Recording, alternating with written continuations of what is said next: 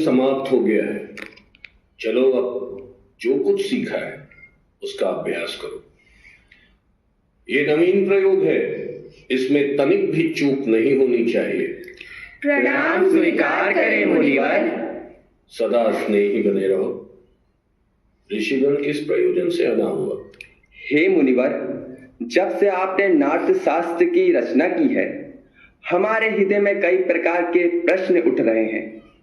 हम उसी के उत्तर के लिए आपके पास आए हैं। पूछे, संकोच न करें।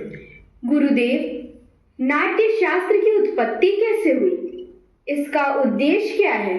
आपने बहुत अच्छा प्रश्न किया। ये प्रश्न केवल नाटक को नहीं बल्कि जीवन के सार को समझने का माध्यम है।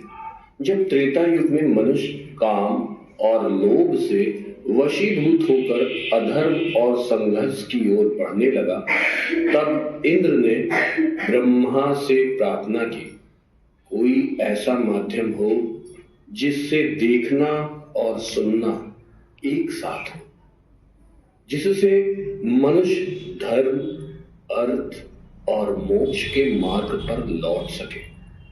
लेकिन गुरुदेव, वेद तो ज्ञान के भंडार हैं, उनमें जगत का रहस्य छिपा है। वेद अपने आप में इस उद्देश्य की पूर्ति के लिए पर्याप्त थे, फिर ये नया वेद क्यों? इसलिए कि वो समस्त जीवन के लिए सुलभ, सामान्य जन को नाटक के माध्यम से शिक्षा के मार्ग पर, धर्म के मार्ग पर ले जाया जा सके। इसी मंगल उद्देश्य से ब्रह्मा जी ने चारों वेदों के तत्वों को मिलाकर नाट्य वेद की रचना की है। चारों वेदों के तत्व वे क्या है गुरुदेव? नाटक में ये जो पाठ सुन रहे हो आप, ब्रह्मा जी ने इसे ऋग्वेद से लिया है। इस सुंदर गान का आधार सामवेद है, यजुर्वेद से अभिनय और अर्थवेद से रस लिया गया है। चारों वेदों के अंगों को लेकर नाट्य शास्त्र की उत्पत्ति की है। गुरुदेव, तो क्या नाटक केवल देवताओं के लिए बनाया गया है? शोक से पीड़ित लोगों को आराम देने वाला होता है।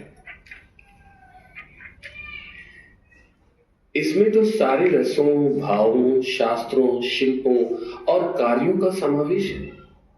ऐसा कोई ज्ञान नहीं, ऐसा कोई कार्य नहीं जो नाट्य में ना दिखे। अद्भुत अद्भुत, समस्त सृष्टि का समावेश, लौकिक और अलौकिक भी, बहुधर्मी, सारे प्राणियों के भावों की प्रतिनिधि कला। हाँ ऋषिगण, ये नाटक को सभी कलाओं का उद्गम कहते हैं, या फिर कह सकते हैं ये सभी कलाओं का संगम है। मुनिवर, नाट्य कला तो अद्भुत कला है। ये उतनी ही जरूरी है जितना जीवित रहने के लिए सांस लेना। फिर हमारा समाज इसे गंभीरता से क्यों नहीं लेता? कला कर्म को अनावश्यक क्यों समझा जाता है? हम तो कलाकार हैं, नीति के नियंता नहीं।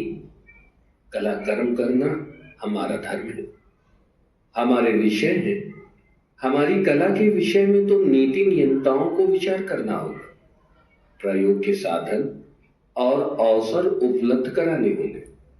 नाटक केवल कला नहीं, ये समाज का दर्पण है। ये मानवता को सत्य के मार्ग पर ले जाने का साधन है।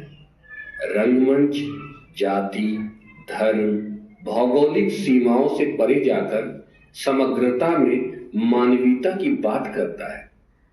आज भी रंगमंच में विषम परिस्थितियों को दूर कर समाज में समानता का भाव लेकर आता है। मेरे रंगकर्मी पुत्र आपके स्वागत के लिए अपनी प्रस्तुति तैयार कर आपकी प्रतीक्षा कर रहे हैं। चलिए चलकर नाटक का आनंद लीजिए।